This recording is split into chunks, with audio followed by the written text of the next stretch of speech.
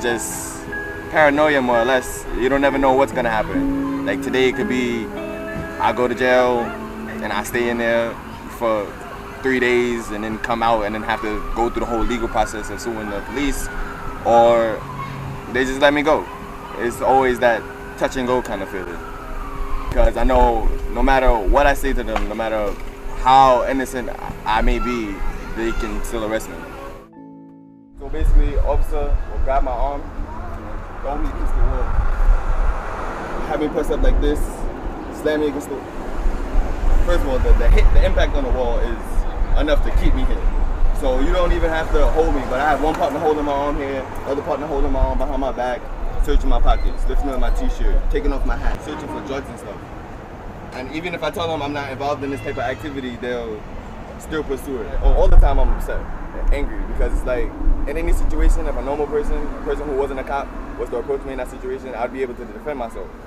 But I can't, because it's a police officer.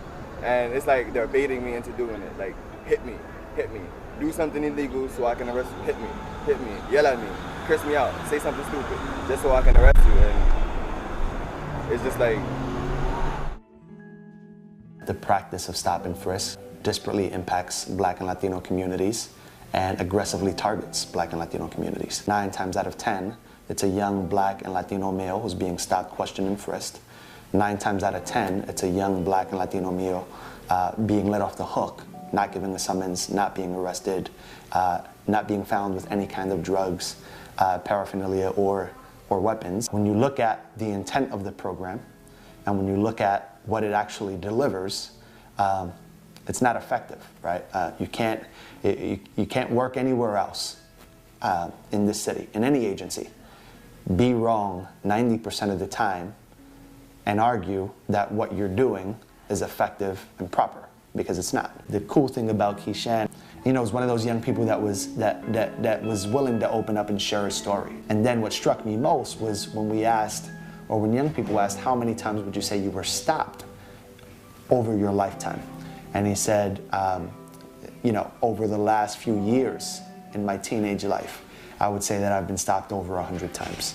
And so they had re-asked the question. He said, did you say over 100 times? How many times would you say you were stopped? And he said, I told you, over 100 times. This is like normal. This is my life. This is what happens. Before, I felt powerless. That's how the cops make us all feel when they stop and frisk us, when they harass us. Like, we have no power. And this is me regaining that power. This is me doing something where I felt I couldn't. It's finally a chance for me to make stories like mine heard. I'm not the only person with this story. I'm not the only person this happens to. There's thousands of us that this happens to. So thousands of us aren't speaking. And I feel I want to speak for those thousands and convince those thousands they should speak as well.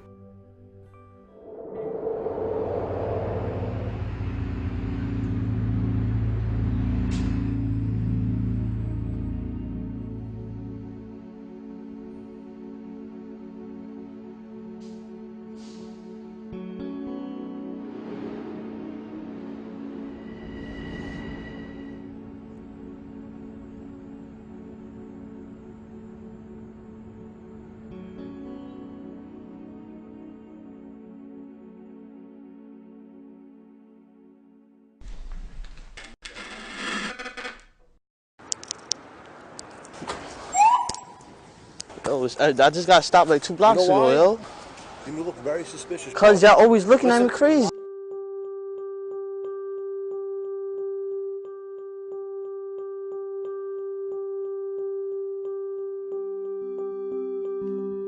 Why you fucking hammer? You fucking with the shit. Take a fucking yo.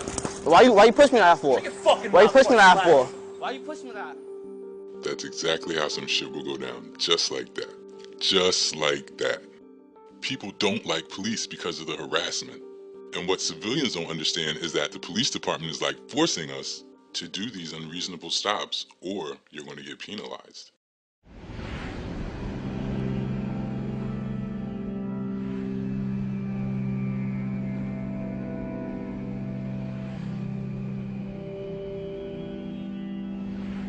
The mayor seemed completely unapologetic about the practice. He said it has to go forward, it's necessary. Do you have the Well, same... I think the mayor is absolutely correct. Some people are just very hurt by it and upset when they're stopped unnecessarily. Well, What I message understand do you that. have to Some the people, you know, you're taking away, at the very least, you're taking away people's time.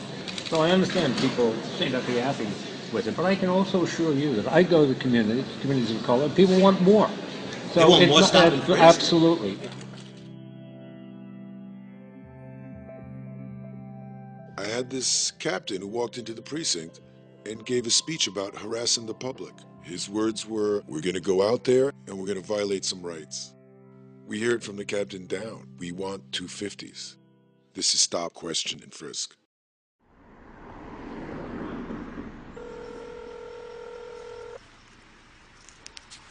Yeah, 116th Street between Madison and Free Park. Yeah, he stops me and then pushes me, telling me he's gonna punch me in my face. I was walking home from my girlfriend's house, and a cop car went past me. A couple of seconds later, I heard the car turn around, and they just popped out. They just all jumped out the car. I decided to record it because I was getting stopped a lot, and I didn't have evidence of cop being disrespectful or anything, so I pressed the button and recorded the whole thing. Oh, you again, man. Oh, I just got stopped like 2 blocks You know why? ago, yo. You look very suspicious. Cause y'all always looking at me Listen, crazy. Because you keep looking back at us, man. Don't Cause do that y'all always looking crazy, yo. Coming up the block, always. shit. That's our job, my man. That's our, To listen to stare at me, yo? Listen to me. Listen to me. Our job is to look for suspicious behavior. When you keep looking at us like that, looking back. Cause y'all always like stop. I just got stopped like 2 blocks away, like. Because you keep doing that shit, man. We stopped you last time. Listen to me. When you were walking the block with your hood up and you keep looking back at us like that, bro, you think you might have something. Cause I had my hoodie in there. They do that. You have your hoodie on your body. Well, cause it was cold. You gonna smack me? You gonna smack me? No, you asked me why I have a book bag on. You asked me why I had a book bag on. You asked me if I had a book bag on. Yo, why you? Come on, why you touching me for? He was holding me. He was going through every pocket. He was going up, down. He was going through my sweater. Then that's when he told me to keep my hands on my head. So I was like this the whole time. You want to go to jail? For what? Shut For your what? fucking mouth, kid. What am I getting arrested for? Shut your mouth. What am I getting arrested for? For being a fucking mutt, you know Oh, what? so that's a law? Being a mutt? Who the fuck are you talking? Cause you over here telling me why I have a hoodie, why I have a book bag on except for my hoodie. He decided to take my hand from here and he put it behind my back like that. Why you putting it on my arm way back here? Shut your fucking mouth. You asking me questions. Weren't you a fucking explorer at one point? I was, and Have some fucking respect. because that stopped me. You always stop me for no reason. You want somebody talking Why you pushing? break your fucking Dude, arm. You're gonna break my arm for what? Dude, I'm gonna fucking break your For what? arm. and I'm Who's gonna your punch father? you. Your father's He's in gonna the job? punch me in my face. Where? He's not gonna answer. He don't got a phone. You're in traffic? Nope. Yup. It's a traffic cop? Yup. Figures. Don't touch me. Okay, he's a traffic. Fuck off. Why you push me like that for? Why you push me like that for?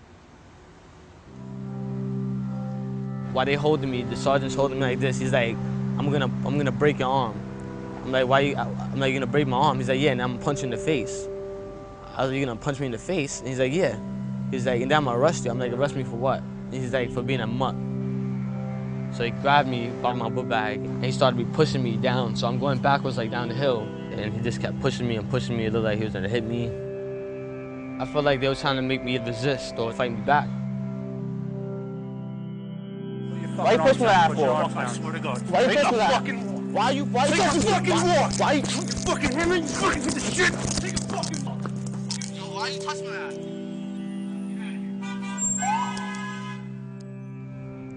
that? I'm mad just hearing that. Like, not many words really like could describe that. It's just disturbing. But that's exactly what's happening. Like, I could relate to what he's doing because I know that situation. They just don't got no respect for us, and they wonder why we don't have respect for them. And for them to just call him a name like that and just like, that's just crazy. Do you think that during stops that some police officers try to provoke so that they can justify an arrest? Of course they do. A lot of police officers be trying to set civilians off, and then once they start talking, start cursing, they can lock them up for anything. There was 2 minorities leaning against the wall. They weren't doing anything, and my sergeant ordered me to write them blocking pedestrian traffic. If you're a certain ethnicity standing on the corner, lieutenants, sergeants, they have no problem searching you, violating your rights, and racial profiling. There was one statement that the sergeant said about what he used to do. He used to stop a guy walking down the street with baggy pants and his underwear hanging out, and he'd just stop him. He says, I know he's probably up to nothing, but I just stop him anyway just to get a 250. It's this one cop that everybody in the neighborhood know. Stopped us like 3 times already. Like, he was like, nah, come here. So they got out the car. They threw my friend on the car. I'm still walking. He spun me around and punched me in my stomach. Started just patting us down, and they just left us there. What we're trying to do is make certain that it's done as professionally as possible, that proper respect is shown. It's done according to the law. This goes all the way up to commissioner's office. I'd say even the mayor's office, where they're trying to be proactive and say, look, we're stopping people, we're getting drugs and guns off the streets. But it's not. I think it's of the 600,000 people that were stopped last year, only 1% of those that were stopped were carrying weapons.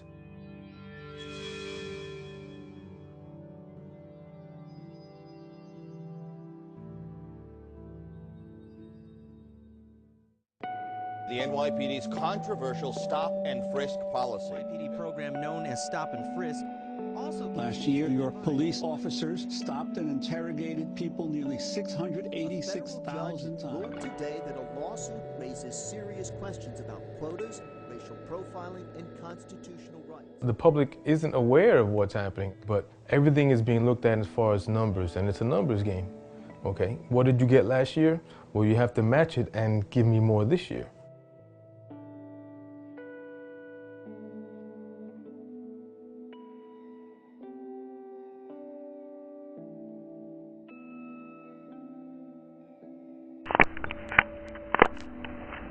But just looking at your activity based on other people's activity within your command, they feel it's a good thing.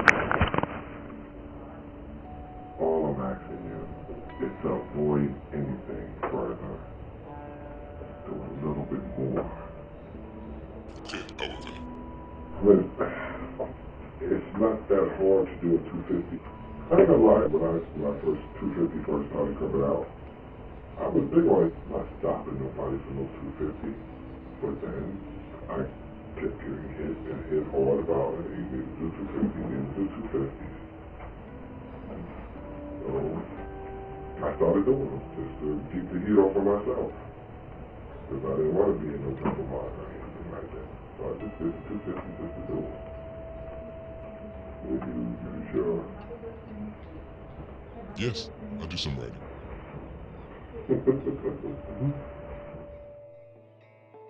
They're trying to keep all of this stuff quiet. So this is my proof that they're putting pressure on me to write summonses.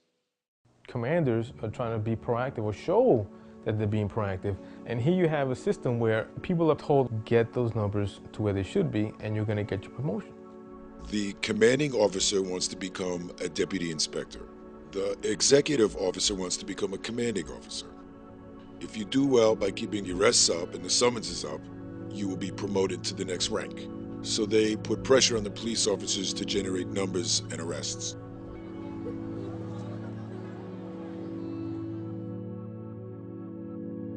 I mean, let's be real, it is a quota. Nobody wants to call it that, but that's what it is. They call it a performance objective, they call it a goal, they can mask it however they want. It's a quota, and it does exist. Some of us, under the stress, make them up. Some of us, under the stress, stop innocent people and search them. And there's certain units out there that will just run around and stop everybody. What happens to the officer if they don't do what the police department tells them to do as far as these quotas? They will come after you. Come after you meaning transfers, give you low evaluations. They give you unwanted assignments. Put you in a post which is very dangerous, high crime, by yourself, in a corner. This is a form of retaliation. Basically, change of tours, put you on the midnight. They make you look bad on paperwork, and that paperwork will trail you for the rest of your police career. And knowing that your livelihood's at stake, you meet the quota. It does create this feeling of, hey, listen, I gotta get my numbers. When you put that pressure on the officer, this us versus them mentality does exist.